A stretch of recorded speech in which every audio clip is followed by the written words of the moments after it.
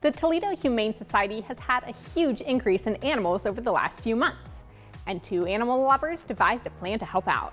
The girls put their do-it-yourself skills to work and raised over $1,000 for the organization.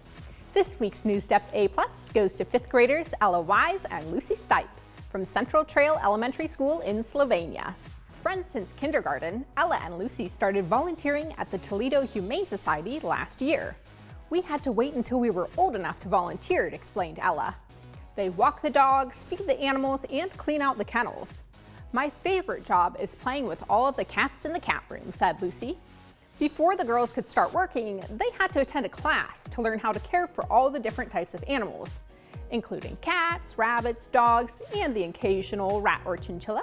Over the past few months, the girls noticed that the Humane Society was getting a lot of animals from other shelters that were overflowing or closing due to the pandemic. They realized that resources were running low and wanted to help out. "Lucy came up with the idea to make treats and toys and sell them," said Ella. "We found instructions to make dog toys and treats on Pinterest," added Lucy. The girls sold their homemade treats and toys from Lucy's driveway. They even had a few online orders that they had to deliver to porches. "Lucy and Ella are some of the kindest students I have ever had," said Lucy's teacher, Miss Putterbaugh. "We are so proud of the work that Ella and Lucy do. They have such big hearts and love animals," added Miss Dona.